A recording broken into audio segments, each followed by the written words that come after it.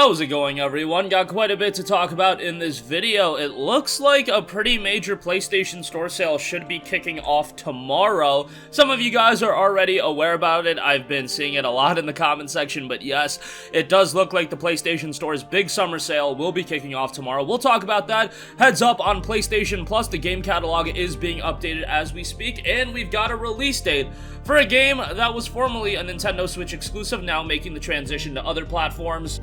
We'll talk that at the end of this video, but yes, the PlayStation Store Summer Sale should be kicking off tomorrow, Summer Sale 2022. If you go back to last year, the Summer Sale in 2021 kicked off on July 21st, 2021.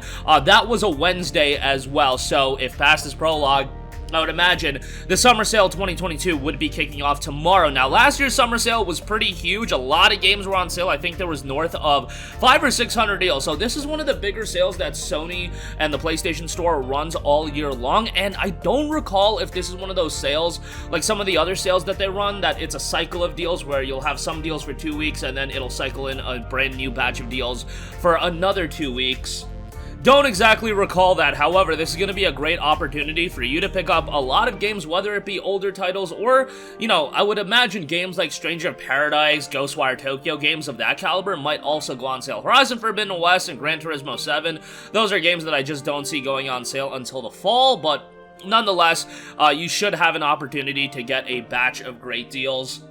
And you guys know the deal with the PlayStation Store. I mean, even if it's not the summer sale tomorrow, we know how these things work at this point. If you've been following our channel, you know, a couple sales and a new cycle of sales take their place. So games under $15 and July deals are both ending tomorrow. If you have yet to check out our videos on those, go ahead and check those out. We did a video yesterday taking a look at some more expensive deals. We've done games under $5, games under $10, and if the summer sale does in fact go live tomorrow, whatever sale does go live tomorrow, we'll make sure to cover those in depth as well, time permitting. And I know a lot of you guys want us to cover some games that are a little bit more low-key. Sometimes it is a little bit redundant following our channel, but also got comments from a lot of you guys saying that, you know, you're seeing us for the first time and you're watching our videos for the first time and we've recommended you a lot of games, so it's a little bit of a balancing act, but I'm trying my best over here, so we'll figure things out as things go along. Alright, moving on from that, if you are a PlayStation Plus Extra or Premium subscriber, a lot to take note as the updates are rolling out today. Obviously, the big update is that Stray has been added. It's a brand new day one release, and that is a major game to be added with PlayStation Plus. Game got very solid reviews, around 8.5 out of 10 is what the majority consensus seems to be. You know what? If I can actually pick up the Metacritic score here, I imagine the Metacritic score would be in the high 70s. Actually, it's an 84, so that's very good for a game like this, because I saw some people, you know, having some reservation regarding to this game, and I figured there would be some lower scores that would, you know, even though I mostly saw 8 and 8.5, I'm sure there are a couple 6s and 7s out there, so I thought, you know, maybe it'll settle around the high 7 range, rather the high 70 range on Metacritic, but nah, 84, very, very good score for that. Now, if you're going into that game, don't expect anything incredibly lengthy. If you're spending $30 on it, you know, be prepared that it is a 5 to 8 hour long game. It's not the lengthiest game in the world, but hey, given that we're playing a lot of RPGs these days, we're playing a lot of open world games these days, playing a lot of games with a lot of content, you know, sometimes it's nice to have a game that I can get into, have a good time with, and then I can move on to the next game. I'm sure most people don't think like that, but hey, nonetheless, I am really excited to check that out. Also added, Final Fantasy VII Remake Intergrade. This is the PlayStation 5 version of the game. Obviously, FF7 Remake was a PlayStation Plus title March of 2021. But now you're getting the PS5 version with the DLC included, the expansion. The expansion's actually pretty lengthy, so yeah, that's a nice addition as well. Marvel's Avengers, if you do want to check that out, that's going to be added as well. A batch of Assassin's Creed games, Assassin's Creed Unity, Assassin's Creed 4 Black Flag, Assassin's Creed Rogue Remastered, Assassin's Creed Freedom Cry, Assassin's Creed the Ezio Collection. Black Flag, obviously, my favorite Assassin's Creed game of all time. A lot of people go with Assassin's Creed 2, but hell, you get both of them. You get the Ezio Collection as well, so try out both of them. I wish those games were upgraded for PS5. I don't believe they are, so that's a little bit of a bummer. I remember checking out Assassin's Creed Rogue not too long ago on PS5, and I was like, man, it would be so nice if this game was upgraded, but, you know, that was the break sometimes. I don't know if they did roll out updates. I don't believe so. I believe they are rolling out updates for the newer Assassin's Creed style games. The Origins, the Odysseys, and the Valhalla's obviously had a PS5 release natively, so There you go with that. Still great games. And again, Black Flag, Edward Kenway, the GOAT, alongside Ezio. You know, you can't hate on Ezio. Ezio, obviously one of the GOATs of Assassin's Creed as well. So all those games are definitely worthwhile to check out. You got Saints Row 4 Re-Elected, Saints Row Get Out of Hell, Spirit of the North Enhanced Edition, Ice Age, Scrat Nutty's Adventure, Jumanji the video game, Paw Patrol on a Roll, and then Ready Set Heroes. And then on PSP, No Heroes Allowed, Loco Roco Midnight Carnival, and they also added Echo Shift. So that's another game being added to PlayStation Plus. I don't know when they clarified that was being added, but yes, they did clarify that's another game added to the Classics category. The Classics category is really where PlayStation Plus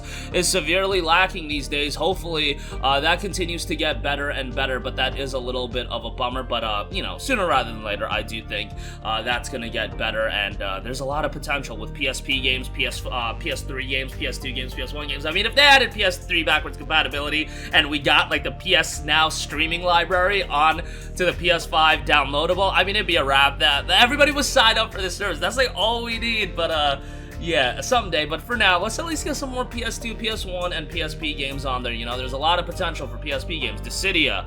I know they're not going to do Crisis Core, but there's games like, you know, Crimson Gem Saga, and I can go on and on. Class of Heroes, like just random JRPGs that were released on the PSP. Pursuit Force, I don't know. There's a lot of stuff that people are nostalgic with, and I think it would do quite well. Lastly, I do want to note No More Heroes 3 Day 1 Edition PlayStation 5 release will be happening on October 11th. I should say PlayStation 5, PlayStation 4, and Xbox release, so that is pretty cool. This is a game that dropped back in 2021 on Nintendo Switch. Got a 75 on Metacritic, definitely a respectable score.